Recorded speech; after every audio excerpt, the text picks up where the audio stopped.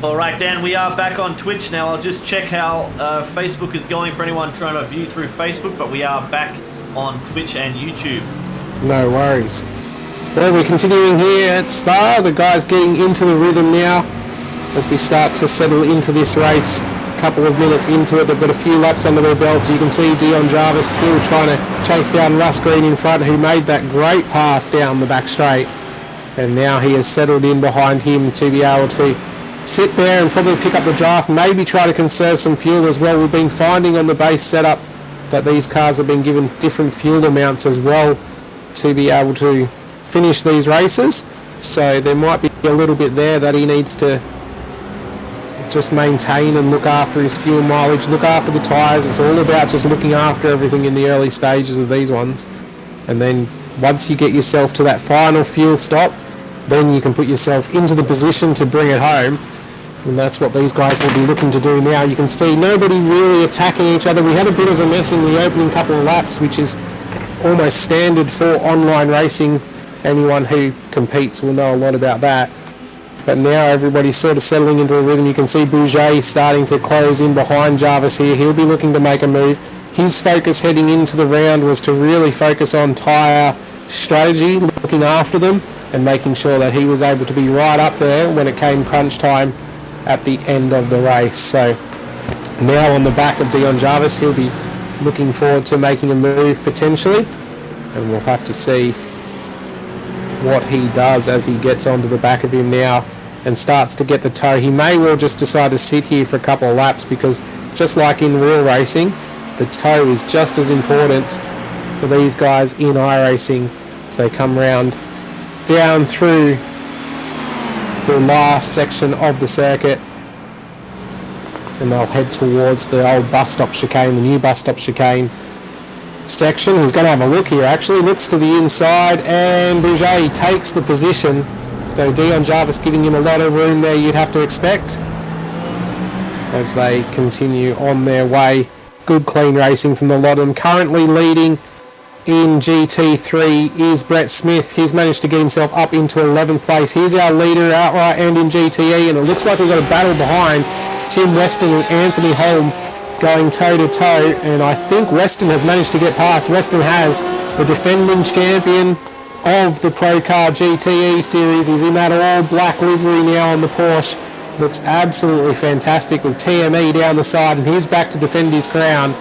Didn't want to miss out on Spa, missed out on the first week at Le Mans, and now works his way to second and needs to get the head down and start chasing Dan Smith as they come down the hill here to Pouhon,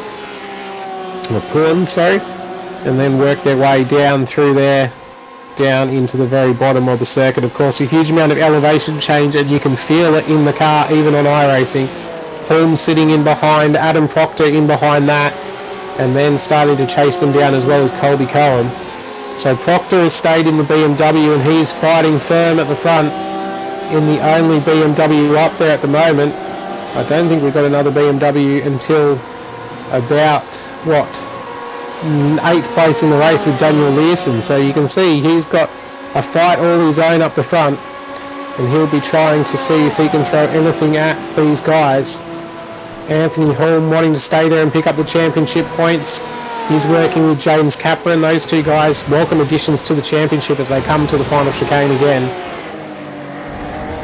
And he'll be looking to just stay in behind Tim Weston. You'd have to think Garth Duffy a little bit further back as well. Duffy just sitting in behind, you can see, in the white and black liveried car. Of course, huge thanks to all of our sponsors for their assistance with running the ProCar GT eChampionship, notably OzTrack, South Gundagai Automotive Services. We've also got AWS, or Affordable Web Solutions, on board for this one. Primal Joe's are back. If you need a coffee, make sure to get yourself a Primal Joe's. We're looking forward to partaking of their product a lot more once this COVID situation is over. But still, great to have a motorsport here. You can see these top 10 cars all together running down the Camel Straight. Now, Dan, have you heard much from the drivers about any of the changes between the cars from last season, specifically the changes that iRacing implemented with the updates to the cars? Have they said they're enjoying it, or they don't like the changes, or it's affecting them anyway? No, it seems like most cars have stayed about the same. The BMW in GT3 is a lot stronger than it used to be. The Porsche is still the weapon in GTE the most. You can see that we've got mostly Porsche, a couple of BMWs, and I think we've got one Ford, with Chris Moll, who has returned to the pit lane after that accident we saw along the Kemmel Straight in the early stages. So mostly in GT it's the Porsche, and GT3 seems to be leaning towards the BMW at the moment, which is what it is. We've got a couple of Ferraris in there as well, but there are a lot of the guys in the Ferraris are actually finding them incredibly twitchy at the moment. So we'll have to see if there's some sort of update. Of course, 10 weeks to this season, so there's still a lot to develop, and we'll just have to see where it all ends up. It's one of those things, we can't change cars now in this season, so once you've picked your weapon, you've got to stay with it for the rest of the year. If you decide to change cars, you'll just lose all your championship points. So if you want to go for victories, maybe jump around cars. If you don't feel like going for the victory, don't do that. We've also introduced a teams championship for season 3, which enables a few drivers to share some driving. I know that the Greens are doing that because they can't both drive every week. So Russ and Dan Green will swap the driving duties, and I think there's a couple of others out there who will also be swapping duties. But it'll be what it is. It looks like Daniel Collins has gone off around the back of the circuit, just seeing on one of my other screens, and the timing as he drops down. So he's obviously slid wide, got back and got himself back under control, but continue looking at this one with Holm just staying in. Tim Weston has started to close that gap to Daniel Smith in front as it stands in the South Gundagai Automotive supported vehicle. Great to have them on board, of course, and Tim Maynard was our DSO in Season 2. Unfortunately, work commitments for him have meant that he can't be the DSO in Season 3, but we're looking forward to seeing him back out there on the track. At the moment he's got a bit of things to keep him occupied, including driving fairly significant hours, so he will be listening on in earnest, no doubt. He's probably in the chat with the drivers at the moment, just listening to them scream and holler at each other. But Tim Weston continuing to close this gap with the number 1 on the door as we go further back, and we see, I think that's Lindsay Kearns on the back of Brett Smith. So GTE versus GT3 here. He should be able to pull out and just easily blast by. But Brett Smith holding off Adam Gardner and Dave Oliver in a pair of Mercedes. Oh, he holds off as well, Lindsay Kearns. The braking capacity of the GT3 BMW down into Les Combs, and now they'll go down the hill and make this tight right-hander. It's deceiving from any shot other than in the cockpit when you're driving, as how off camber and downhill the run is through here, and then you've got to try to get this left-hander right through No Name to get it correct, to get the run down the hill. This is a fantastic battle here with Brett Smith. Yeah, holding Lindsay Kearns off pretty well, Yeah, exactly. Well, battle for 11th place. Lindsay Kearns will be wanting to clear these guys because he's not in the battle. He goes to the outside, but Brett is kind of using him, I think, as a pick at the moment to just keep him behind him and make sure that he's got the gap to Adam Gardner, who of course came on in Season 2 and was winning in GTE, and has decided that he wanted to go and have a bit of a battle and a play in GT3 and see if he could fight those guys. Missed out on round 1. We have 1 round of drop round this season, so he missed out on that, and looking to get himself underway now in the GT3 Championship. He'll be looking to work his way past Lindsay Kearns as well. It looks like Dave Oliver's just dropped off the back of these guys a little bit. I know that the team DDD Motorsport team, him and Dimitri and Damon May, will be looking to conserve their tyres and get themselves through. Damon will just be looking to stay out of the fence, you'd have to expect. As I scroll down the order and try to see where he is, currently sitting 25th, the teammate to these guys. So a bit on as we go on the front now of Adam Proctor. And Proctor's got, it looks like James Capron behind him. He has James Capron and Anthony Holm running identical liveries now this season, just to confuse us all as they run a team together. And I think Adam Proctor may well have just run a little bit wide at the final chicane and got himself a slowdown penalty, and that's what's caused him to drop back into the clutches of a few of these guys. And now we'll have a bit of work to do. Of course, we're sitting third, so he needs to do a little bit now to see what he can do to get through. So he'll just sit there for the moment, wait for the pit stop you'd have to expect, and see what he can do later on. There's not much point in this endurance racing concept to battle each other hard, whether you can actually just sit in, make sure you're doing competitive lap times, and maybe use the pit stop to leapfrog. We wanted to add a new element this season rather than sprint races, so we've gone with 100-minute endurance races because we found that most people were on from 7 till 10 p.m. anyway, so why not do a longer race and let everyone have a bit more time to be able to get themselves in a rhythm and have a battle. Just down the road from these guys, I'm noticing with Dan Smith and Tim Weston gap closing right down, so I think Weston is now starting to put a bit of pressure on Dan Smith as they come towards the completion of yet another lap. And so Dan Smith, Tim Weston using up a few of his off tracks. He's got 6. They've only got 25 incident penalties before they run out of penalties and we'll get a drive through. And at the moment the gap between Dan Smith and Tim Weston is only 0.5 of a second. So Weston all over the back of Smith at the moment, just in front of these group. As we have a look at Anthony Holm just sitting back from, it looks like Garth Duffy, Colby Colm in front of him. And we've just got the two leaders starting to go at it here out in front. The 0.37 between them now. So Weston is in the draft. Have a look up ahead. You'll be able to see the two of them flying up over them. And there they go over the top of the hill. And let's see what happens as they come down the straight. Yeah, of course, I think Weston in the lead is making a move on Dan Smith for the lead of the race as Garth Duffy pulls to the outside. But it looks like Dan Smith is going to have to try to do all he can to hold off Weston as Colby pushes Garth Duffy to the outside. So again, Weston has closed that gap. There they are on screen now, and you can see the pair of them line astern. And it looks like he's going to be able to just sit in behind for the moment, and closing the gap in behind them as well as Anthony Holmes. So Dan Smith, I would suspect, managing tyres at the moment. They're still doing 2 minutes 16.9. Also noticing around the track that we've had Lindsay Kearns have a crash and roll, so he's going to be out of it. He's crashed on the back straight towards the chicane. I think the car's now under tow back to the pit lane. And now flashing the lights, Dan Smith is definitely feeling the pressure. He's trying to get to move out of his way. Aaron Smith, a new recruit to the championship, comes family member of Brett Smith, no relation to Andrew Smith. Of course, Timothy Smith's Darren Smith, our regular commentator, not here this week. He may well be back next week.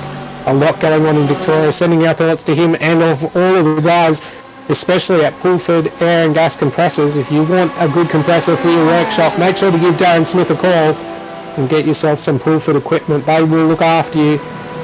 Great Australian guys doing business, so get on the phone to them. As we see here now, Weston all over the back of Smith. He'll be looking to just pressure. There's going to probably be 2 stops in this race, so I don't know whether he'll want to get in front and try to run away or sit in behind. But Anthony Holm in behind them has closed the gap significantly here. Let's see, last lap a 2 minutes 17.5 for Dan Smith, 2:17.36 for Tim Weston, and a 2:16.81 for Anthony Holm. So he is closing in leaps and bounds. He's put the pedal down. You'll see on board with him here as we go up through Eau Rouge Rebellion. And he now will sit in behind. I think Weston's going to have a look at Smith as they come towards the end of the straight. He is, he's in the draft. He shows the nose to the inside. There's a bit of traffic in front of them. Not exactly sure who that is. I think it's Graham Shea. And Weston makes the move for the lead of the race. A great move down the inside. Dan Smith's going to show the nose here out of the chicane. He's got back to the inside and side by side over the hill. Both of them giving plenty of room as they come down now to the right-hander. And in behind, Holm tries to brake as much as he can under brakes and close the gap. Not quite there to do anything on the front here of Weston. Look at the pressure he's putting under Dan Smith now. If you were further back, Colby Cohen and Garth Duffy and the like, you'll be sitting there hoping that these guys push each other on because they're going to use a bit more of their tyre. They're going to push a little bit harder and maybe make a mistake. You can see there, Dan Smith caught up to Graham Shea. He's pulled to the inside and braked. Graham doing all he can to just make sure that this race stays safe and clean for these guys. But at the moment, Dan Smith is feeling the pressure. You can see Tim Weston, his avatar inside the car, steering this Porsche around, the TME tuning vehicle. Tim Weston running karts up at Orange a couple of weeks ago. Had a bit of a rough run up there. Got a shout out to all of his friends out in the Central West karting. Those guys putting on some great racing still for regional motorsport fans. If you get a chance, go out and support your local kart track and support people like Tim Weston, who's doing it here in the ProCar GT eChampionship. So our 3 leaders, Linus Sturm coming down into the chicane. I think just behind Colby Combs under pressure from Garth Duffy and the teammate to Hulme in James Capron. It's hard to know where to look. Look at that, 4 cars in a line all behind. So we're going to have the leaders battling for position and these guys battling for position on the next run up the Camel Straight. It's hard to know what to look at as Proctor looks to the inside of Duffy. But here's our leaders now. Let's see what sort of run Weston can get down the straight. He's got to make sure he gets a smooth line through Eau Rouge and up the hill. You don't want to get too much aero wash. Even in the virtual world, it is a thing on the front of these cars. You'll feel the steering wash out and you won't be able to push through as hard as you can. Dan Smith is certainly feeling the pressure. He pulls to the inside. Weston goes to the outside. He's going to be forced to take the long way around this time. He breaks out of it. Not quite there to be able to make the move, and he sits in behind again. And behind, the 4 other cars are still battling hard as well. So you need eyes in the back of your head at the moment to be able to look around this field and know what is happening. But they are pushing on in earnest here as we see them come down the hill. We must be getting reasonably close at the moment to a pit stop. We are what? 26 minutes into this race. So 26 minutes into the race, they're probably close to the pit stop window now. About 15 laps in. So it's now starting to come to the end of your tyre stint. Oh, 12 laps in actually, but it's now coming to the end of your tyre stint. You're starting to feel a lot more wear on those tyres. And you'll no doubt be knowing that underneath you don't have as much grip as you probably started. And this is where we need to play in how you've driven the early stages of this race. It's the thing you need to watch out for. You need to make sure you've done what you need to do. It's partly cloudy.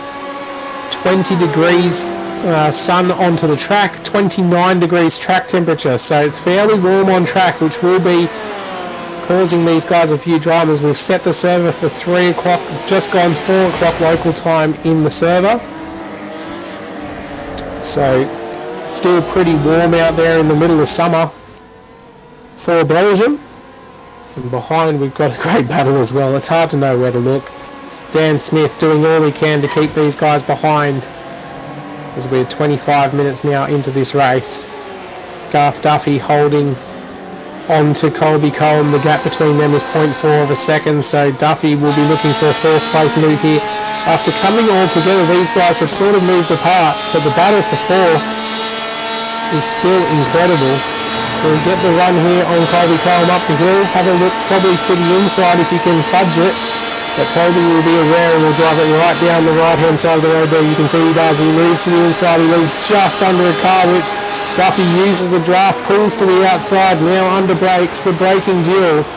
But Colby Cohen with the right line, and Duffy will have to sit in behind. Uses a lot of curve there. You can see he's trying to get the drive out of the corner, but not quite able to do anything about it and has to sit in again.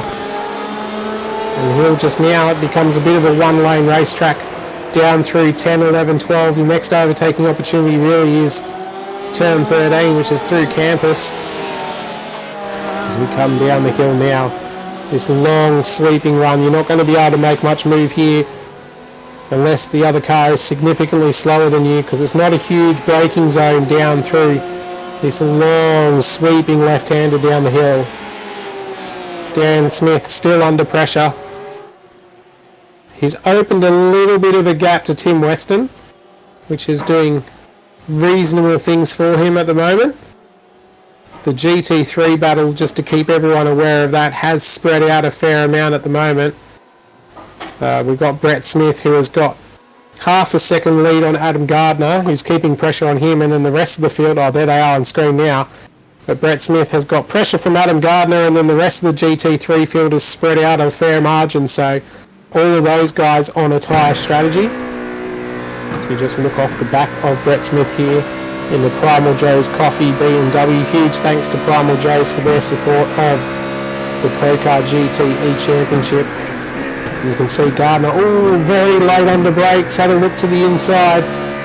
I guess he's feeling pretty reasonable in the Mercedes at the moment. We found last night that the Mercedes was a bit easier on the front tyres, which interested everybody in the session, because usually the Mercedes is known for a fair bit of understeer, which wears the front tyres, but here at Spa it seemed to be doing alright. Obviously the camber settings on baseline, changing what the car feels like compared to the BMW as now they run down the back straight towards the chicane. We'll have to see if Gardner makes a move. I don't think he's going to. Not quite close enough. He'll close right up under brakes, but Brett Smith will be able to hold him back through the first corner. And Gardner into the pits. So there you go, the pit stop window has opened, and Gardner and Dave Oliver both hit the lane now. The BMW seemed to have a little bit more fuel than the Mercedes and the Ferrari in the setup that we had. Not exactly sure what's causing that. You can see a few other cars in the lane as well, and here is Gardner coming to a stop. And that great looking livery on the side of the car. Metallic look down the side of it. You can see there Dave Oliver just pulls in behind him as well. Dave Oliver winning the GT3 Championship in Season 2. Heavy Motorsport on the side, and RMS on the side as well of the Adam Gardner car. Dimitri Agathos, Dion Jarvis are also in the pit lane behind him. You can see there you go, a long line of GT3 cars as now they pull out. Dave Oliver's taking tyres, so that's interesting to note.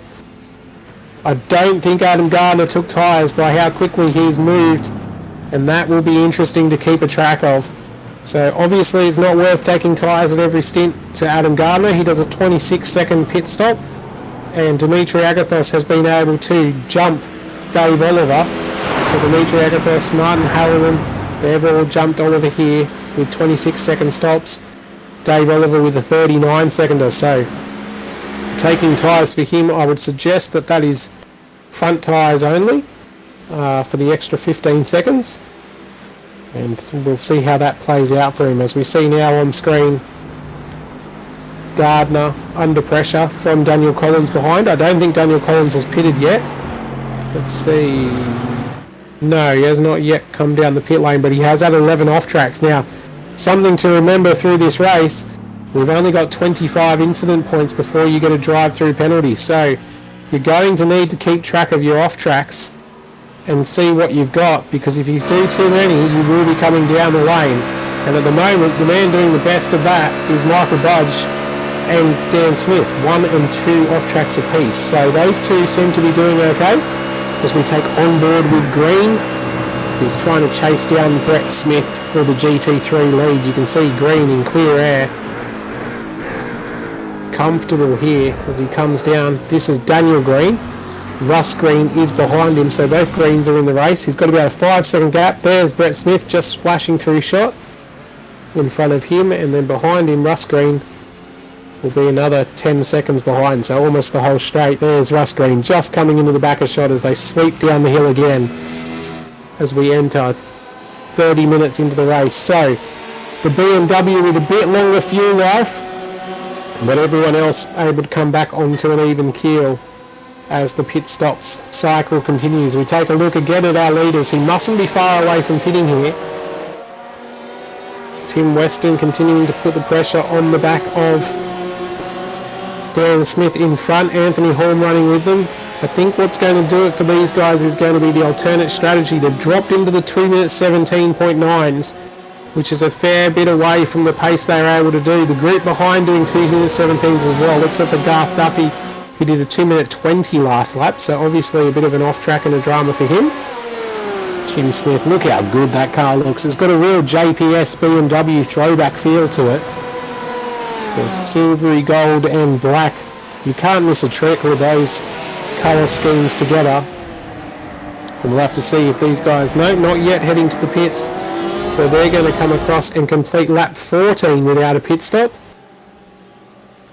and make it 32 minutes into the race. 100 minutes, so we've got well and truly a lot of time still left in front of us, over an hour of racing left. It's a long way to go around Spa.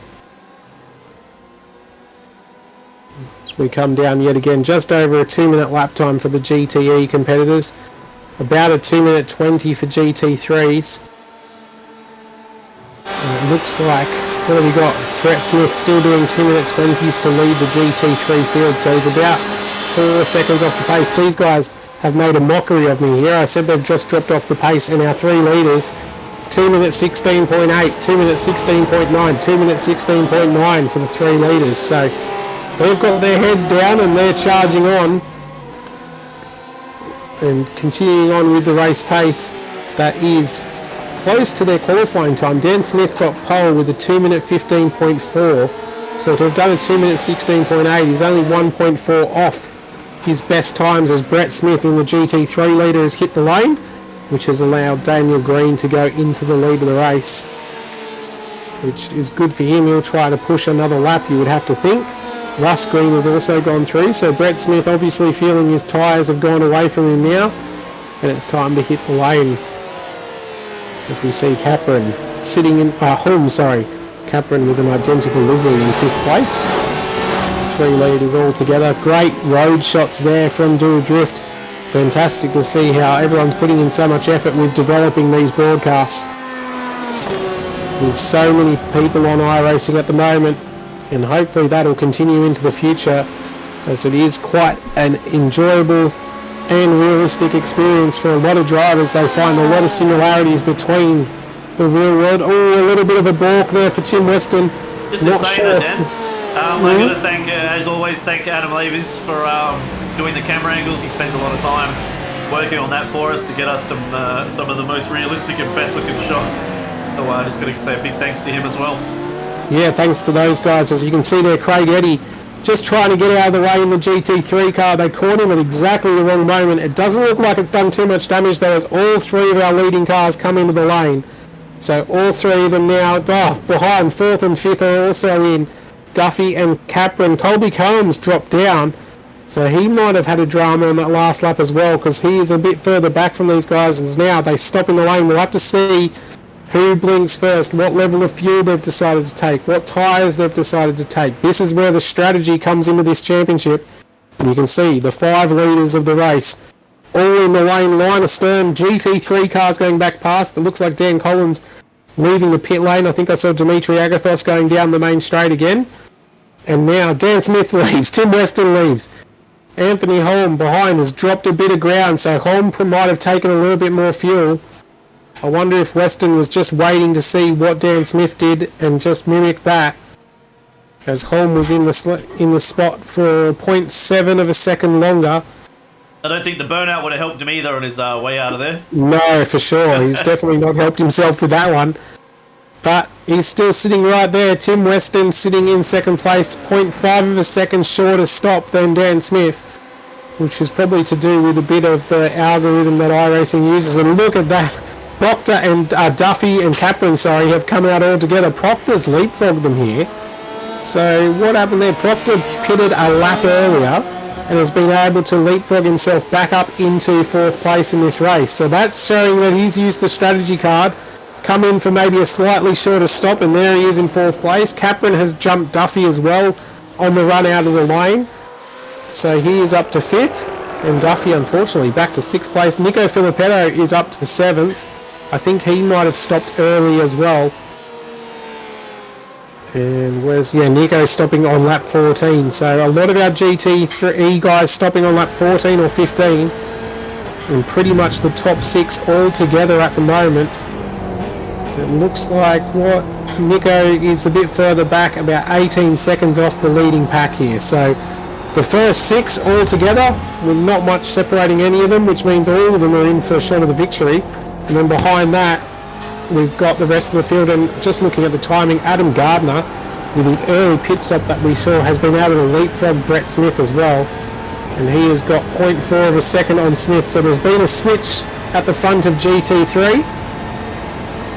Those 2 will continue that battle as we are on board with Proctor down through the back section of the circuit. You can see here, who's that 83? That is Daniel Green in 3rd place. He's about 5 seconds off the lead of the GT3 battle, sitting in third place at the moment in that group as he comes down the hill. Behind him is Daniel Learson, which isn't for position in the class but is for position on the road. Learson in 13th overall. And we flick back and see Russ Green, who's trying to chase down Dave Oliver. Now those two lost a bit of ground in the pit lane. Dave Oliver with a 39-second stop, which is 13 seconds longer than anyone else in GT3 spent in the pits, which suggests to me that Dave has decided to take his one set of tyres early and try to run these to the rest of the way to the finish line and see if he can pick up enough pace in the later stages to be able to hold off everyone else who will now have to double stint the first set of tyres and have one stint on the fresh set that comes in. So Dan, sorry if I'm not following. Are you saying that this is going to be possibly a 3-stop or just a 2-stop race, do you think? It should only be a 2-stop race. I think they'll be right on the edge of 3 stops, but they should be able to just do it in 2. We were getting 14 laps, so 30 minutes. Yeah, I think we're just on the limit of 2 stops, so they'll have to do a bit of fuel conserving. It might come down to a slash and dash. But they only have one set of tyres to change. So we've limited everyone with the tyres, so that increases the strategy. And on a hot day like today at Spa, they're using a bit more tyre wear. So it'll be interesting to see how people like Budge, who's just in behind there in the back of shot in the white BMW, Bouget, sitting in 17th place overall and 7th place in GT3, how he will do.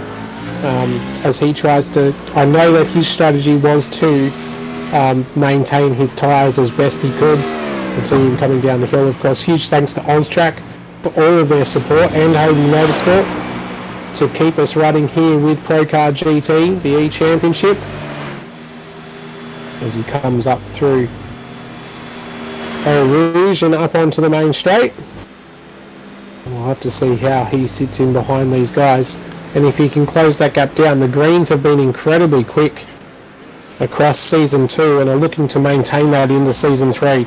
But this race very much falling into the rhythm now, as everybody will start to manage tyres, manage fuel, and manage everything they can about the race. As you can see there, Dan Smith in the lead of the race. They've entered this traffic scenario now. They've just passed Travis Annabelle in the Motion Factory car, of course our commentator in Season 2, out there having a run now in Season 3. And he's just looking to let these guys go past at the moment. He's sitting down in 22nd place overall, but still quite high up in the GT3 ranks.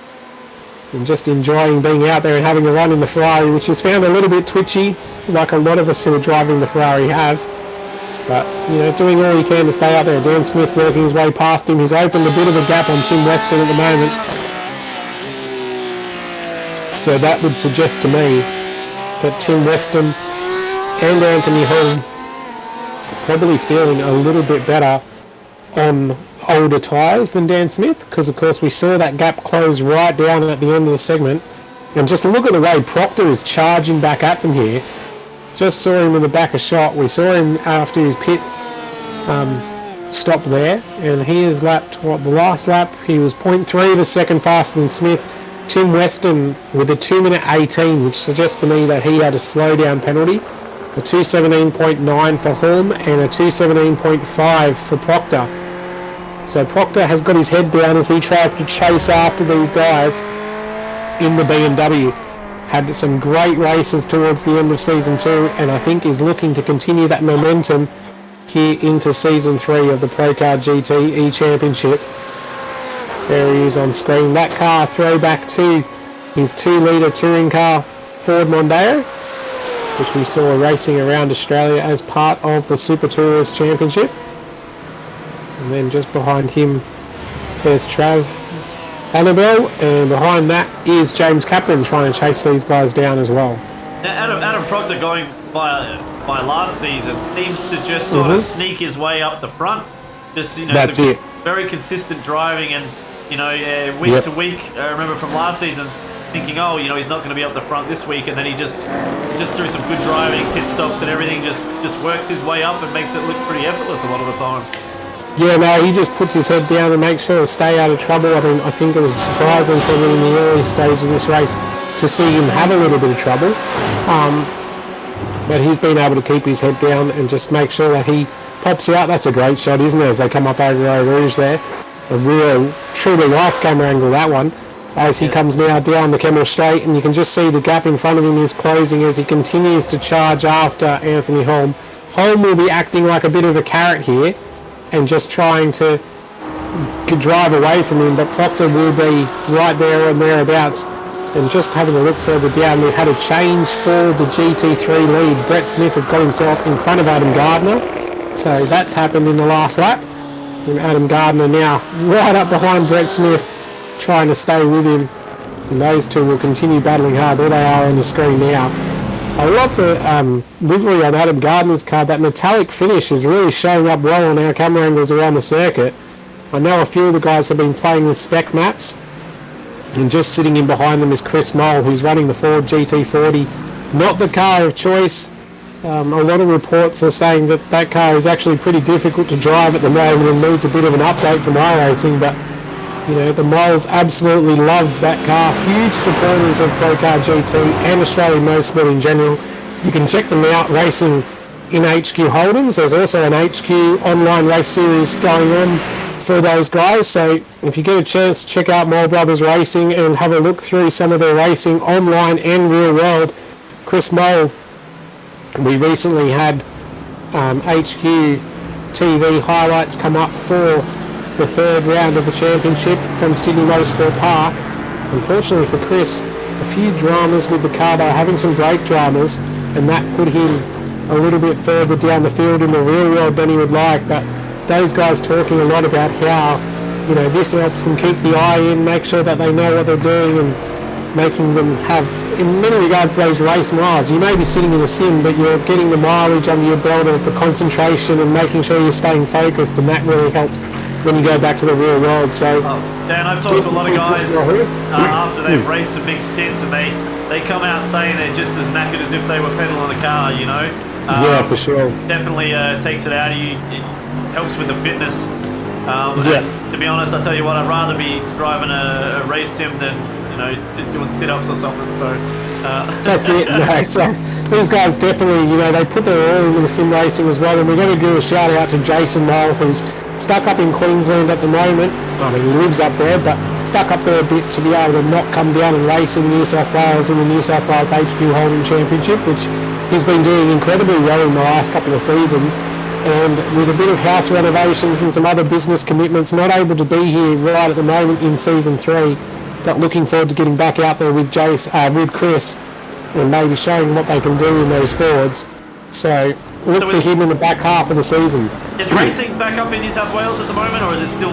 I heard that they were cancelling the meetings or something like that. Yeah, so we've had a few rounds. They came back. We managed to get a few under our belt, and then unfortunately, with the new New South Wales government directive at the moment, there's a halt on proceedings. They're still working out the finer details of that for motorsport, so we'll have to see what happens, as we've had a spin down in the back section of the circuit, and Adam Proctor unfortunately getting involved in it. Andrew Franklin going around, and Proctor has managed to collect him there. Hopefully not too much damage to those cars after we were just talking up Proctor's stocks. So unfortunately for him at the front of the race, and it looks like Franklin's got a fair bit of damage to the front of his car, so have to see what happens. But now Proctor has fallen into the clutches of Capron and Duffy behind, and I think Nico Filippetto is starting to close the gap to those ones as well. No, not quite, as Parry Parry is behind them, and he's closing the gap in behind there. In another Ferrari is Proctor now defending from Capron, looking to the outside. This gap has now closed right up, and you can just see behind them Anastakis, as I struggle to pronounce my names here, getting a bit tongue-tied late in the night. He's got a good watching brief on this one in the GT3. Looking to the inside, Capron makes the position on Proctor, as does Duffy. He squeezes his way through as well. Now we'll get a good insight into how the draft works between the BMW and the Porsche as they run down towards Ravillon and Eau Rouge and back up the hill. I dare say Proctor might have a slight bit of damage on the front of that car, or he's just trying to take it easy to see what he's got under him, because he did make contact with Franklin. Doesn't look too bad though from this front view. Maybe not much damage at all, as now Duffy to the inside of Capron gets the position and takes that one away for 4th place in this race. It almost looked like Proctor just gave it to them. I don't know if he braked a bit late, but maybe this is part of his strategy to let them battle it out and he'll just chop away at the end. I dare say he might have wanted the draft up the hill to see what it was like for when he no doubt gets himself back up towards those front 3 again, but he's got a little bit more work on his plate. Unfortunately, that's class racing. It looked from my vantage point like the GT3 guys just had a little bit of a harmless spin, but Proctor was Johnny on the spot to just be able to make contact with Andrew Franklin as he rotated down the bottom of the circuit. So no harm, no foul. They'll continue on. It looked like a bit of a racing accident from my perspective, but now you've got Proctor with all that work to do again. He managed to get himself through these guys, leapfrogging them in the pitch stop strategy, which I guess would mean he may well have underfueled slightly or had some sort of option like that, as now he looks to the inside of Capron through the sweeper. Huge opportunity there to show the nose. You see Holm on your screen, and then the gap he has back to Duffy and Capron and Proctor behind. They're not that far down the road from these guys and lapping in the same pace as the leaders. So Capron just being an off track there as he comes through the final chicane. Out in front, Dan Smith at 2 minutes 16.9, Tim Weston pushing hard at 2 minutes 16.5, Anthony Holm putting in a 2 minutes 17, who's on your screen now, 2 minutes 17 dead. So he's got almost the pace of those 2 leaders who just flashed through shot there in front on the run down the hill as we approach the halfway point in this race. So we're 50 minutes in about 50 seconds, and that'll show you that halfway there, 20 laps in, so it should be a 42 lap-ish race, which will mean one more stop for these guys to be able to get it home. So it should only be a 2-stop race unless somebody's used a huge amount of fuel, which would be unusual.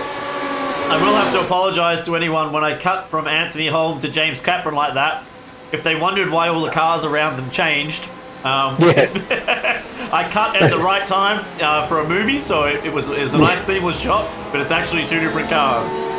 Absolutely, 2 different ones there, but they're giving themselves the exact same livery as each other, so hard to tell with some of these teams racing together. And now Duffy under all sorts of pressure from Capron, and he's just sitting in behind, biding his time at the moment. You'd have to expect that he's going to use the draft and see if he can try to get him down the back straight here into the final chicane. But these guys will not want to fight each other too much, because every moment that they fight is a little bit more time that they lose from the leaders of the race. And while being 11 seconds behind them at the moment isn't too bad, if you start to get more than this, you'll struggle to catch them up in the pit stop cycle next time. But like, our 2 leaders still running in 2 minutes 16 lap times consistently is just mind-bogglingly fast pace for them. Our 2 GT3 leaders doing 2 minute 21s, which is only just off qualifying pace as well. So tyre management may well have gone out the window here for a lot of these guys. Of course, you do all this talking in practice sessions, and then you get to the race, and it doesn't matter what you've talked about. It's time to go racing, and throw that book out the window, turn off the radio, don't listen to any of the team, and away you go. Now I've noticed that we don't have our in-race safety car. Does that mean that there will be no safety cars heading out for any yellow flags, anything like that for this season? No, there'll be no safety car for this race. We may well reintroduce it later in the season, not sure. We're going to find out how the drivers feel about it and things like that. We wanted to do a few races. We thought since we were going longer, we'd introduce strategy in that direction. So, you know, rather than having an hour race with a safety car, we've now got 100 minutes without a safety car, which gives you a bit more time to get yourself, you know, in the strategy calls and see where you can pop out on the other side. We're not rewarding really someone who can just do a fast lap and then hold themselves in front. You need to be able to play the strategy. We try to put enough time into it and limit tyre changes so that you do have to either change tyres and go for some faster laps or except, you know, you're going to be losing pretty significant time on old tyres, so just trying to play in all sorts of different variables to make it a true endurance championship for these guys.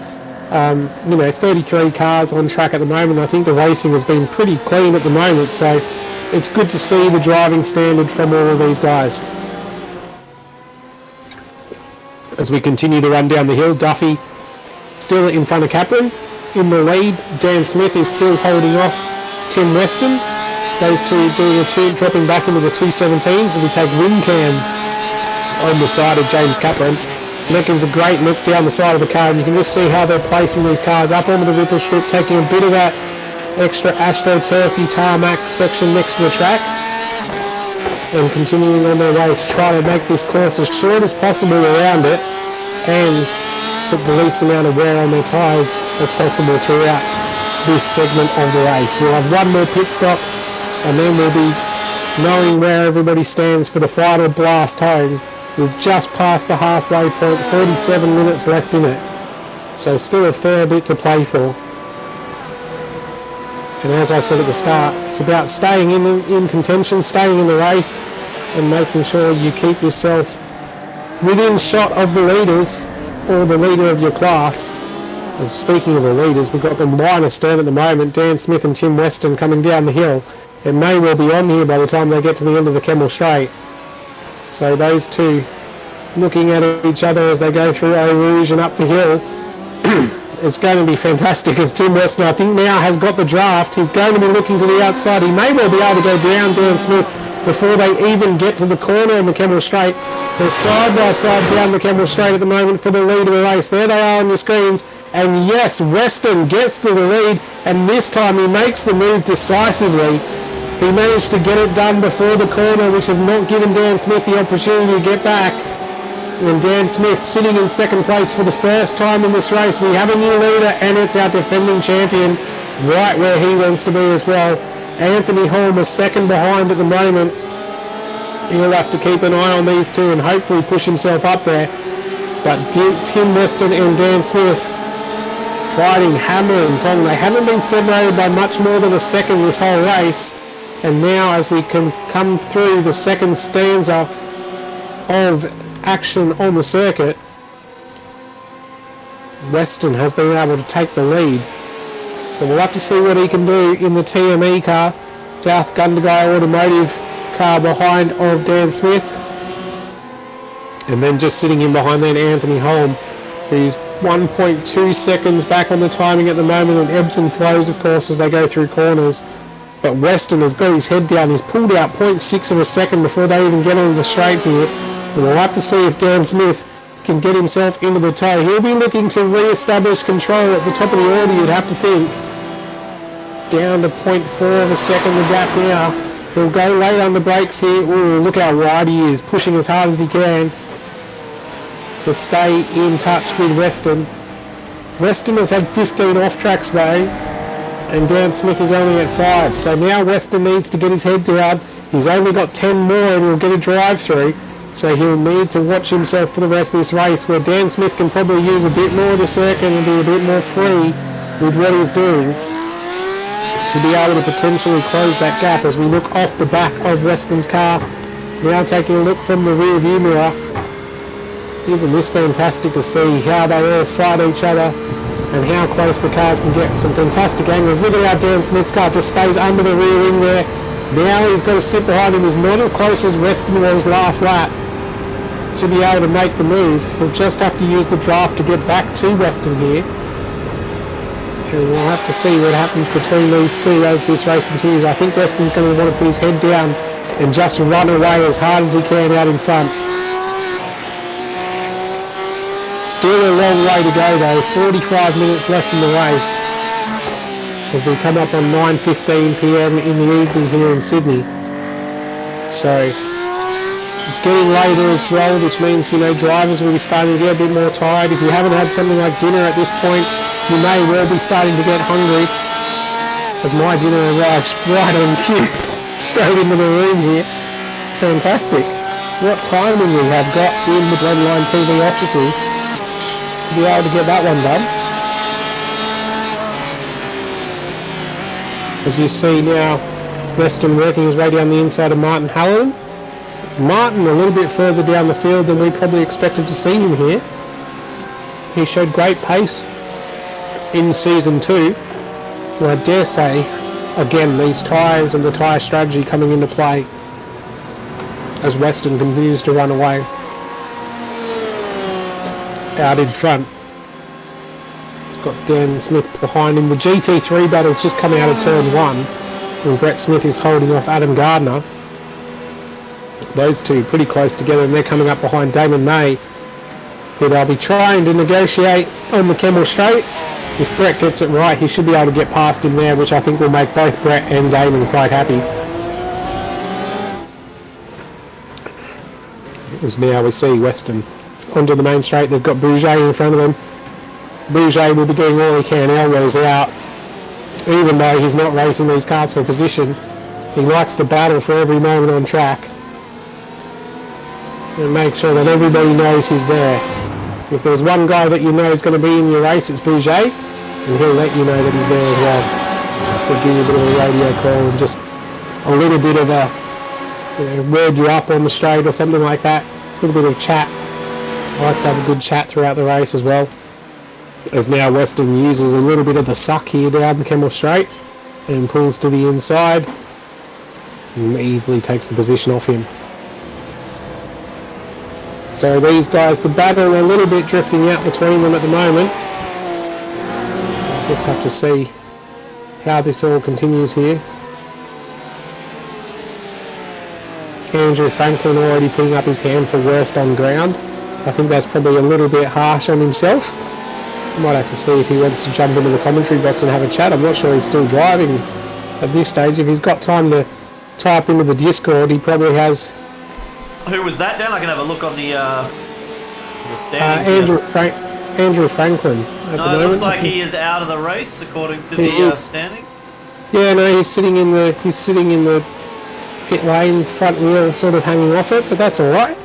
He'll get himself out there again, no doubt of that. He likes to try to do as many laps as he can. The GT3 battle is about to come past him here on the main straight, and those two are absolutely at it, hanger and tong, 24 laps into this one. Brett Smith yesterday was freaking himself out as you see Damon May give as much room as he possibly can in the red BMW behind. But a little bit of backing in there for Brett. He's obviously starting to feel those tyres, so I dare say he's double stinted his first set of tyres here. And 25 laps in, he is starting to feel the pain of trying to push those as far as he can. So Brett Smith was very worried yesterday in our discussions online that he would not be able to make the tyres last two stints. And I think he's been able.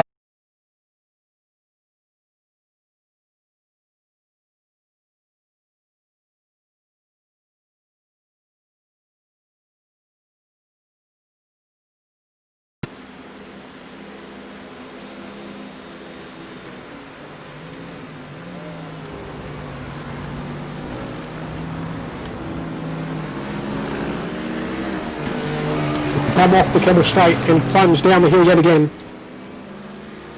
Now Gardner shows the nose to the inside, not quite there, but sits in behind.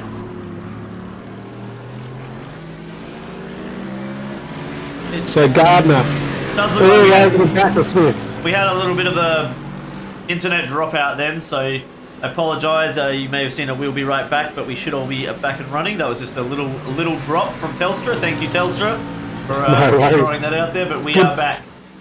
Good to see the reception we have in Australia, isn't it? As we come down the hill.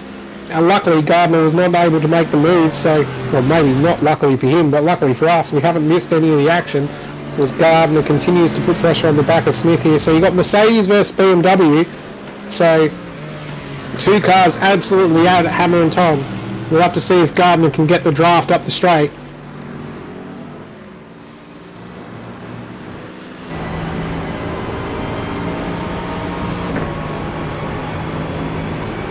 Going on board with him, you can see he's in 5th gear, he'll pull 6th soon, red light on. Oh, he's holding 5th for a long time, there we go, takes 6th now. Through the kink and towards the chicane, he'll try to get on the brakes and push right up behind Gardner. And not quite able to do anything into the chicane at this stage, so still sitting in behind. These two having a great battle. It's just continuing on here, on and on between these two. At the moment, everybody else is a couple of seconds spread out on each other. I'll read through the GT3 order as we watch this battle. So we've got Brett Smith, who's leading Adam Gardner by 0.5 of a second. Daniel Green, 4 seconds further back from these two. You can just see him in the back of shot. Dimitri Agathos in the Nova Employment car, back in the Ferrari for Season 3, sitting in 14th overall and 4th in class. A further 6 seconds back behind these guys. Dave Oliver just behind Dimitri, our defending champion in GT3, and sitting in 5th place. Russ Green is 6th. Bouget is sitting in 7th place at the moment. Dion Jarvis is 8th behind him. Parry Anatakis is behind that in 9th place in another Ferrari. He looks like he's had a bit of a tough night. Daniel Collins behind that. Martin Hallinan, who is a lot further back than we would have thought. I dare say, lapping in 2 minute 28s, he has worn his tyres out and is just trying to survive till the next pit stop window. Travis Annabelle is behind him. Further back, you've got Jonathan Houvet in another BMW, and then Damon still on the fence May.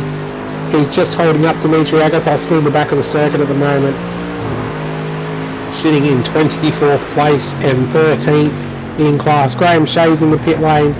Adam Smith a little bit further back. Andrew Franklin, who's nominated himself for worst on ground, which I don't believe, but if he wants to put his hand up for something and give himself that sort of bad favour, he can. We'll no doubt hear about it more in the Discord chat, which all of the guys get in and give a bit of banter for. As we pass the hour mark in this race, we're an hour and 3 minutes into it. So 37 minutes to go. And I tell you what, Brett Smith would be wanting this checkered flag to come just as soon as it can here. He's pushed incredibly hard. And he's just sitting there with Adam Gardner, putting all sorts of pressure on. We'd be thinking if Adam Gardner didn't come down from GTE back to GT3 as Gardner heads for the pit lane, I wouldn't have all sorts of pressure. So Gardner's pitted as early as he can. 36 minutes remaining, which will be about, 15 and a bit laps. Well, actually more than that. It's going to be about 16 and a half laps at this stage. So he may well be pitting, basing it off that they're going to go a lap down from the leaders late in this race, and he won't need to do as many laps as everybody else. We'll have to see if that's the case, as we see Colby Cohen now coming under pressure from Nico Filippetto. Now, Dan, if I'm correct, Colby was running the Ford GT last season, wasn't he? That's correct, yes. Yeah, so he's made the change to the Porsche. Do you think that's working out for him? How do you think he's finding that? Well, looking at the timing, he's sitting in 7th place, so he's probably around where he was. I mean, in the Ford last year, he pinched a victory here from memory, so he's a little bit further down than he was at last season in ProCar Season 2, but I think he feels a lot more comfortable. Yeah. From last season, I think he did seem to be doing fairly well in the GT, but he would just have some offs, or he would have some sort of problem kick in. You know what I mean? Yeah, for sure. The Ford is an incredibly temperamental car and twitchy as well, so the Porsche is a lot more comfortable for most of the drivers to be able to maintain consistent laps. I think Colby was saying that he's a lot faster in the Ferrari, but as you said, not as consistent, so therefore you're better off jumping across to the Porsche and making sure you stay driving as consistently as possible, which he's doing a great job of now. He's up in the 6th place. He'll need to pit here. Nico Filippetto went into the lane. He's got Trav Mason 5 seconds behind him, and Adam Proctor has come out of the lane behind him as well. So Adam doing the same as we saw in stint 1, where he pits a lap earlier than everybody else, and we'll have to see if that works out for him again, as we see Colby Cohen go around the outside of Graham Shea and put another lap on him. Graham doing a great job out there in this round, just keeping himself out of trouble, as we look at Proctor coming down the hill. So Proctor in at the moment 8th place. He's been sitting just outside the top 3 in that battle with Capron and Duffy, and we'll have to see where he comes out towards the end of this one. So Our leaders working their way through traffic as well, as they pop up on screen right now. You can see Holm now with a sniff at the back of Dan Smith. They're working their way past, I believe that's Lindsay Kearns on the inside, it looks like it. Damon May just in front of them as well. And they both pass Lindsay Kearns comfortably into the braking zone at turn 1. That was very close though, between Anthony Holm. Yeah, Holm I think is just wanting to stay. I think he's desperate to stay on the back of Dan Smith here and see if he can get the draft up the hill. Tim Weston in front has just caught Damon May at exactly the wrong moment down through Eau Rouge, so he might come under pressure from these guys at the other end of the straight. Damon May keeping all the way to the right hand of the circuit. As we come down the straight, you see him there at the foreground of shot. Dan Smith obviously feeling the pressure from Holm behind, but I don't think Anthony Holm has got anything to throw at him here yet. He'll just sit in behind. Of course, another 30 minutes left in this race, so still plenty of time to be able to make that move if you get a chance. As Damon May pulls to the inside, he wants nothing to do with this. He doesn't want to have to give another "sorry mate" over the radio, and he just lets this leading battle through. But now Dan Smith with a Porsche of a different variety behind him, and Tim Weston will look in the mirror and tell these guys, yep, you guys keep battling, I'm out of here. I would expect this lot to be in this lap though. I think we might be on the limit of where they can go with fuel. Lap 29 of the race, they all pitted on lap 14, which means that they probably will be out of fuel at around this point. So we'll have to see what happens as they come back up out of the valley towards the finish line. We go onboard driver's eye view here with Holm. Well, I'm not sure if you can see if there's a... Can we see the fuel gauge there, or is it not showing us for a fuel light? I don't see a fuel light. It's hard for me to see on the screen I've got in front of me, so... No worries. I'm not exactly sure. But he's looking now to the inside of Dan Smith. He got the run up the hill. I think Dan Smith might have underfueled. And now they're side by side because Smith did not have the drive out of the bottom corner there, and Holm has wrapped him up easily into the kink. And Dan Smith dropping behind. I think he might be coasting this thing into the pit lane here. He's underfueled to try to get out. Weston now enters the lane. Holm into the lane. We go on board with Dan Smith. No, he's going another lap. So Smith is rolling the dice. He would only have another lap of fuel left in it for sure. Do you think there were some mind games there, Dan?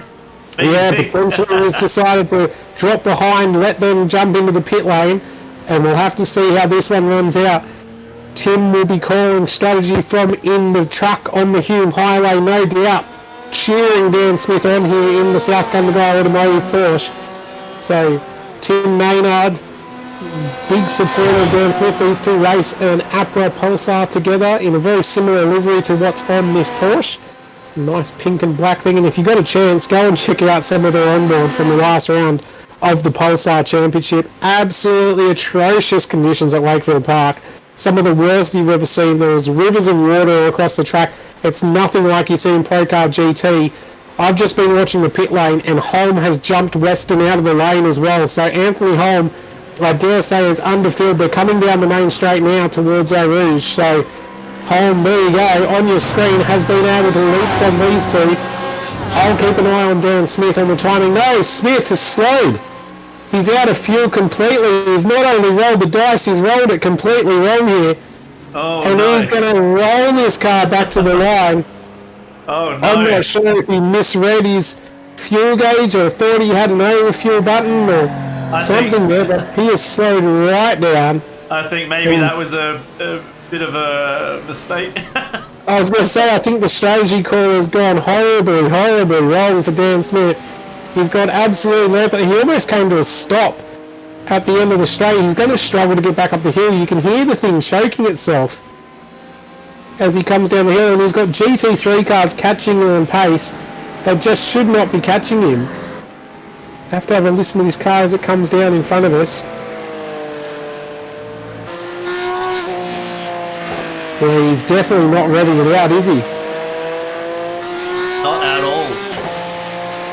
He's going to struggle. I reckon he's... I'd say he's that close on fuel that he is just making sure not to rev it at all as he comes up the hill. But he would have lost so much time here. I mean, Anthony Holm is only 17 seconds behind him at the moment. As Green goes around the outside, Bouger passes him as well.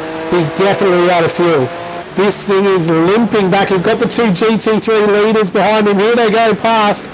So Dan Smith has rolled the dice, and I dare say he was looking to come up with a great gamble, but unfortunately sometimes he's trying to keep the momentum up into the lane as well. I think that thing is completely out of juice, and he is going to, like Anthony Holm and Tim Weston are coming through the final corner now. So Dan Smith has well and truly lost the ground. There you go, great shot from the pit lane of our new leader Anthony Holm, wrapping up Dan Smith. I think he thought he had to throw something different on the table to try to get the victory, but unfortunately it's going to drop him a long way down the order, and I don't think he'll be able to catch up here. But Anthony Holm, what a way to play it. 18 minutes to go, 28 minutes to go even, and he's now got a, 1.5 second lead back to Weston behind. So Anthony Holm has played a blinder here to get himself to the front of this one. Dan Smith dropping down the order. Giving me bad memories of my Sylvia that fuel tank would cut out. It would stop reading at a quarter of a tank, so I thought it's fine to keep driving to the next fuel station. So Dan Smith has come out in 6th place, which is an absolute disaster for his race. That's a long way down the order from where he wants to be. And we'll have to see if he can get himself back past Duffy and Capron in front, and at least salvage something from this one with the top 3.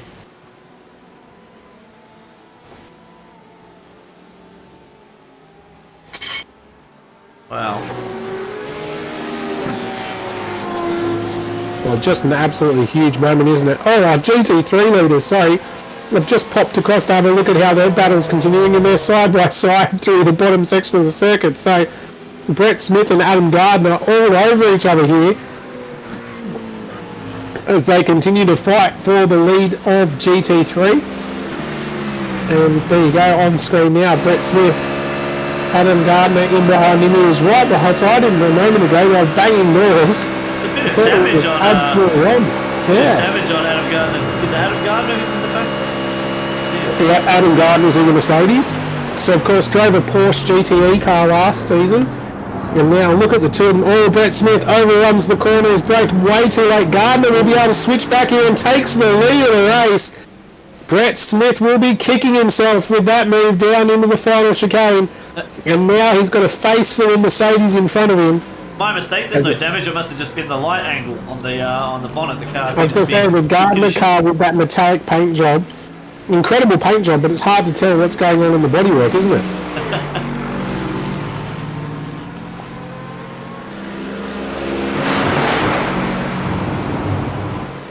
So now Gardner leads the way, and he is under pressure. Brett Smith gets the draft. He's right up behind him, getting him as much suck as possible, and he'll pull to the outside. And look at this, around the outside at the end of the camera straight. It's going to be a braking duel. Gardner tries to squeeze him, pushes to the inside. Brett Smith has made it work around the outside. He was no doubt up against the ABS, braking as hard and late as he can, and now Adam Gardner to throw something back at him. Incredible the duels we've been blessed with in the top half of this championship in both GT3 and GTE. Look at this, they're side by side down the hill. Gardner gets the overlap, not quite there. Good not to give a nudge under the rear quarter of Smith as they come down through no name. That rear bumper's had a little bit of nudges, that's for sure. I was going to say, I think he's leant on him a couple of times just to let him know he was there as they come towards the conclusion of this race. And Brett Smith very, very wide. I think the tyres might be a little bit gone from under him here. He's pushed so hard, and Gardner sweeps around the outside. They're still side by side, neither of them wanting to give up the position, and Gardner's back to the lead. 2 changes for the lead in GT3 in the space of half a lap. Brilliant, brilliant driving from the pair of them. I'd be very interested to know what tyre quality Brett Smith has got underneath him. I dare say, surely, unless he took tyres at the first stop, you would think that he has got new ones, but either that or both of them haven't taken tyres here, because they've only had a 25-second stop each, whereas Dimitri Agathos has gone with 39 seconds and Daniel Green had a 50-second stop, which would suggest to me tyre changes. And look at that right behind them, that's the leader of the race. So not only are they fighting for their own race lead, they're now having to look at blue flags and make sure to get themselves out of the way as best they can. Tim Weston sweeps across to get as much draft as he possibly can. We've got GT3 leader, GTE leader, GT3 second, GTE second, all on track together with 23 minutes remaining in this one. Now the GTE guys should be able to breeze through here with a bit of a draft. You can see Holm giving the flashing lights. He's going to try to show the nose. He decides to sit behind. That's probably the better decision at this moment in time. And he should be able to blast past as... Oh, Tim Weston used a lot of the curb at the top of the hill. That Mercedes has got pretty good straight line speed. Holm flashing the lights. He's not able to get right up to him straight away. And under brakes, the Mercedes may well be able to stay in front of him here. He does, but he gives him room. He goes very wide on the racing line to just give as much room as he can to these GTEs. Of course, it's now a battle of what's your rear view mirror and out the front window to be able to make sure that you're not getting yourself into a drama side by side down the hill, and that clears the GTE leaders from this battle. So you can see fantastic battles from these guys.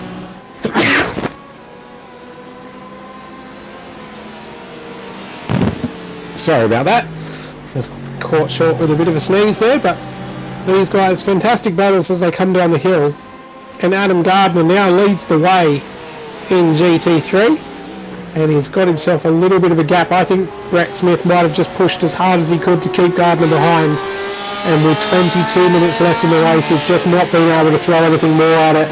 Older tyres, and we may well see some of these cars that have taken tyres at the pit stops come back through the field here, because it was about lap 35-36 that we saw the tyres start to go away, and it was a very significant drop-off of a couple of seconds a lap. So anyone who hasn't taken tyres, we should see start to slow down right at the end of this one for the last 15 odd minutes of the race, as Tim Weston now with a different Porsche to put pressure onto, all over the back of Hummer's braked incredibly late there. You can see the different lines that these guys take through the chicanes. Anthony Holm continuing to lead the way, and Weston with the number one looking to get back the victory that he feels he lost out on at the last time we were here. All very, very tight between them in the turn one. Weston, I think, was late on the brakes and pinch brake there from Holm as well. We've got incredibly close between them, and we'll have to see now if Weston can make the run down the straight and get up onto the camera straight right under the rear wing there of Holm. You can see he loses a lot more to road, keeping as much of the rolling speed up in this car as he can. Holm is awake to it. He's kept to the very right-hand side of the circuit. If Weston's going to do this, he'll have to go the long way around. But he is on the racing line, the traditional racing line out there. You can see how the tarmac grips up under brakes. The heavier dark line showing where the cars standardly are. And he still has to sit in behind Holm. Great positioning of the car there from Holm to be able to keep himself right in front of Weston. And Weston with it all to do, he'll be feeling the pressure of this race coming down to its conclusion. And what a conclusion we're getting to have here at Spa for round 2 of the ProCar GT eChampionship. Of course, a huge thanks to everybody involved: AWS Affordable Web Solutions, Oztrack Motorsport, Oztrack Tuning, Hobie Motorsport. Primal Joe's on board with us again for another season. Fantastic to have their support. South Gundagai Automotive, who have put up some prizes for our championship victors. A ton of people behind the scenes who are putting in as much help and assistance as they can to make sure that we're running this one well. As we go and now look at Dan Smith trying to chase down Garth Duffy. Now, Smith will not have it all his own way if he gets to Duffy here, as Garth Duffy, a long-time campaigner of Porsche GTE machinery in the iRacing platform. And he will do everything he can to hold on to what will be a 5th place finish. Adam Proctor, despite that contact, has got himself back up to 3rd place as well, just looking on the timing. So Adam Proctor, really the silent assassin of ProCar GT. It's just like we were discussing before. That's it. He's just come up through the field, worked his way at it, got involved with a little bit of drama, but obviously didn't do any damage of significance to the car. And now he's just sitting up in 3rd place, quite comfortable. What was that? I think I just saw a car going slow, or something similar. Anyway, doesn't matter. Obviously, nothing to be worried about. Oh, that's what it is. Wait a second. I'm just going to have a watch there. Oh, Bouger has taken out Colby Cohen at the back section of the circuit. I think it's Bouger. It might be Houvet. I'll go and have a look again at that. It is Houvet. So Bouger not doing it in a different car of similar colour scheme. Houvet, unfortunately, making contact with Colby Cohen, who has dropped down the field a little way, and now Colby Cohen on our screen has also had his own spin in front of Bouger. So Colby Cohen not having a great time past the Houvets and Bougers here in the late stage of this race. He almost put himself into the inside wall, and Bouger straight into his door, nowhere to go. No doubt Bouger will be absolutely pinging about that one after the race, and they both come into the pit lane, because I think there's probably some damage on that car that he will need to work out. So unfortunate for Colby Cohen in the later stages of this race. He was making it work, and he will just have to come in and get some repairs. As we go back to the front and look at Tim Weston, who's all over the back of home with 17 minutes left in this race, which leaves us with about 8.5 laps to go. Well, just actually less than 8 laps to go, if I do my math correctly. So not very many opportunities left for Weston to try to get himself victory. He had his pocket picked in Season 2 of ProCar GT, and now in Season 3 he's had to fight all the way from two great operators, and Anthony Holmes showing what he's made of here in Season 3, right up there and ready to try to take home a victory. We'll see what he can do in the late stages of this race. Weston will not be done with yet, but it's going to be a battle of what they've got as well. Weston's nearly out of off tracks. He's used 19 of them. Obviously knows exactly where he's putting the car, because he's used up 19 but hasn't been ticking them up and over as quickly as he did in the early stages of the race, when he was charging from that group in the battle pack from 4th, 5th and 6th up to this 1st, 2nd, 3rd group. We're now sitting in behind Anthony Holmes. So come up through Eau Rouge yet again. They go across the thing. I think that may well have ticked. No, it didn't. So Weston knowing exactly where to park the car. He's in the draft now. He'll look to the outside again. We'll see if he can get the done by the end of the Kemmel Straight. The end of the braking zone. It's the braking duel. Weston goes low down the brakes, but Holm has the line. Weston will try to hold it here. Holm around the outside and keeps the position yet again. So Weston doing all he can. He'll look back to the outside. They run side by side down the hill to this awkward braking zone. Weston's on the racing line, but does not have the optimal position once they get to the corner apex. And behind the trees, we can't quite see what's going on. There he is. Holm is in front. So Holm holds on to the position as Weston throws it all at him and sees what will stick. And unfortunately for him, nothing stuck in that first bit of the overtaking opportunity. So Holm continues to lead the way, and Tim Weston sitting in second place as they come down through the bottom section of the circuit. You can see as we get to the later stage of this race, plenty going on between all of the drivers. Oh no, James Capron is off at the sweeper downhill. So the teammate, there he is on screen, he's had a spin. He looked to the inside of Dave Oliver and unfortunately didn't quite, and the re-entry there, not quite what we want to see. And I think that is Daniel Green has gone back into the back of him. So Capron trying to get back on track, and unfortunately for him, he's just pulled right out into the GT3 battle that's happening there.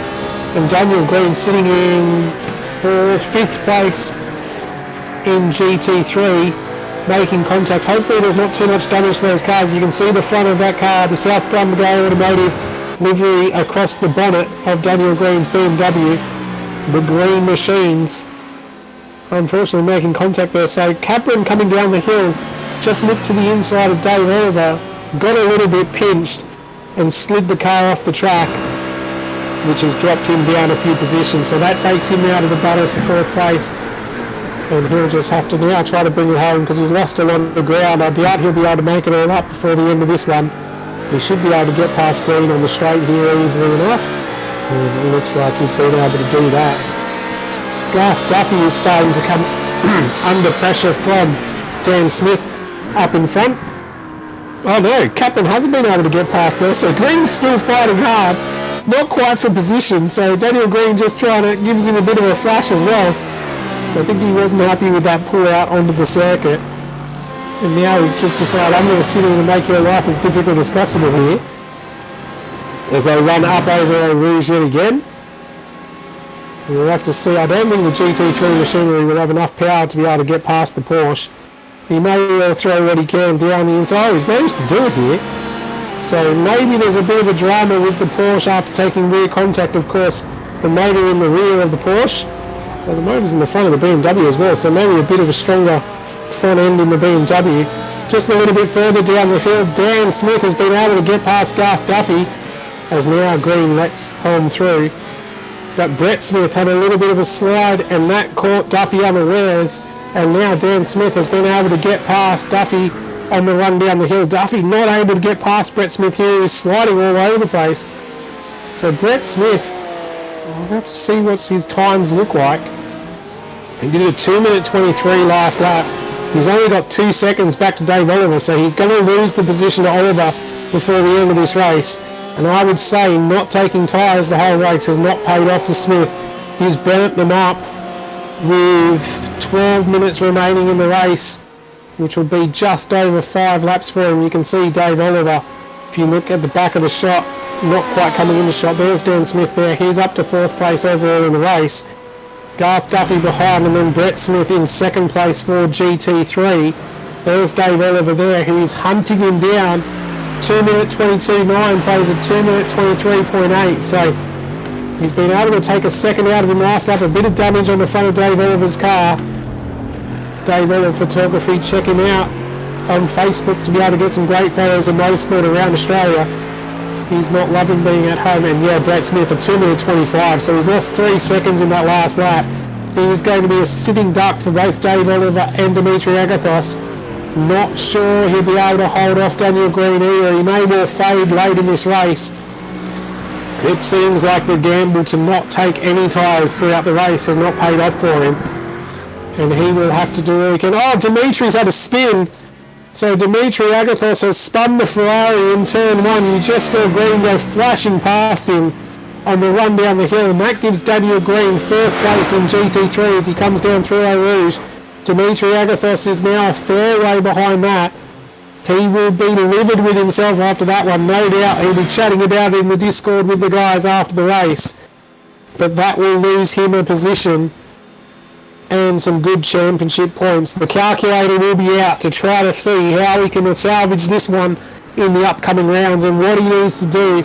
JRT will be roaring in the background now as we look down the field and see coming down the hill one of the BMWs. Not sure exactly which BMW that is. Trav Mason. Trav Mason. I thought Trav was going to go with a Porsche, but Trav is now in a BMW, so he's sitting 8th place in the race. Not really many people around him, unfortunately. Nico has been able to take the position. He's got 26 seconds in front. Is that a bin chicken on the bonnet there? I'm not sure I can pick it. It looks like it might be a bin chicken, yes. He's part of our bin chicane race team. We've been having some decent results in some endurance racing around the place, doing the Nürburgring Enduro on the weekend. Trav Mason with Bouget and Dave Oliver actually pulling home a 2nd place finish overall in our split. So great to see for those guys. Unfortunately for myself and Nico, we had a few dramas and went down the order and had to fight our way back, which didn't help us out at all. That's the breaks, and that's what happens. I have to say, I'm still one of the biggest fans of the Bin Chicane team name. Yeah, Bin Chicane's pretty cool team. We, of course, hark back to a lot of what you see in Sydney with the Bin Chickens, and we thought that was pretty well self-explanatory for our name because we also tend to bin it in the chicanes. So that's multifaceted approach there for our race team. Just having a look at the leaders battle here, and Holm has managed to pull himself back up to Weston. So I think he may well try to throw something at him in the last stage of this race. Well, we got Weston with 20 off tracks, Anthony Holm with 14. So Weston's used a few of them up as they come down past some traffic.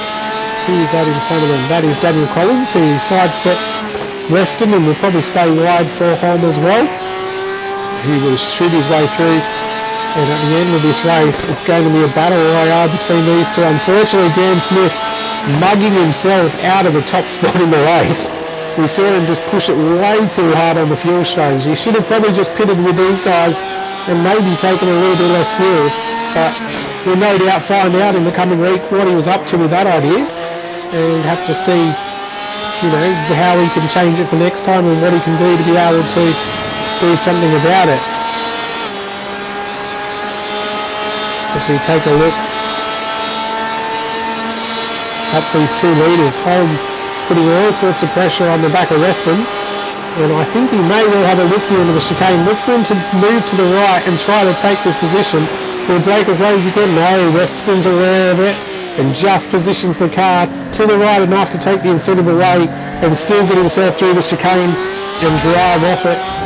Looked like he got a little bit better drive than Holm as well.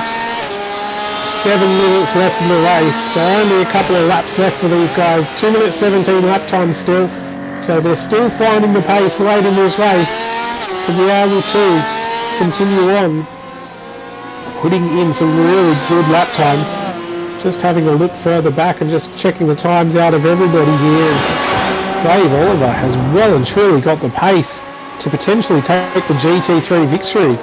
He's pulled a second and a half out of the leaders, so it's going to be interesting to see as now Holm is all over the back of Weston. That's James Capron on screen, but we want to see Holm and Weston, who are down the back of the back straight, because they're side by side. There they are.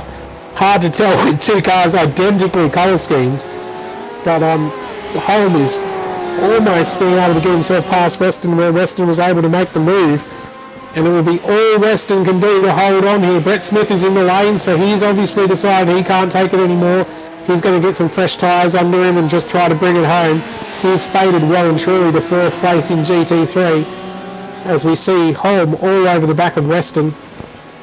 And he will now focus on the drive up the hill and see if he can do something about that. And then he'll have to focus on the drive down the Campbell Straight. They're very, very wide through the sweeper there, and he's dropped a fair amount of time to Tim Weston, so we'll have to see what goes on. Dave Oliver, no, not down the pit lane. I thought he had just come down the pits with how my timing works on screen here, but obviously not. He is 6.5 seconds behind Adam Gardner, and we'll be looking to close that gap right up towards the end of this race as well. As you see here, Holm will now work to close the gap on Weston up the back straight. They've got Andrew Franklin in front of them, who will no doubt move aside and let them past. Dimitri Agathos, Martin Hallen and Russ Green are all in the pit lane, so I wonder if we don't quite have enough fuel for 100 minutes of racing in these GT3 cars. And they all have needed to come into the pits and get a splash and dash towards the end of this race, and have just decided to pull the trigger early. As Holm, very, very strong into that final chicane, you can see he's closed up all sorts of ground on Weston, and will now look to make the move up the straight yet again. No doubt they are counting down the laps to the end of this one.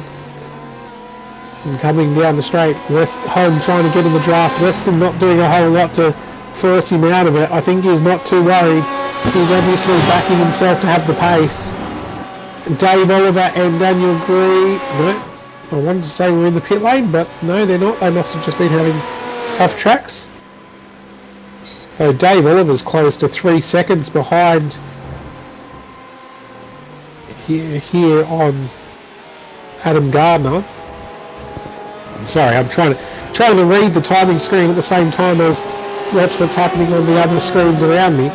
Weston and Holm continue this battle out in front. It's 0.21 of a second. Their last laps are 2 minutes 17. Adam Proctor doing 2 minutes 17. Duffy and Smith 2 minutes 16s in behind them, so still got the pace, just nowhere near them unfortunately to be able to do anything about these leading two. They really needed a return of that safety car to be able to bring them back into it.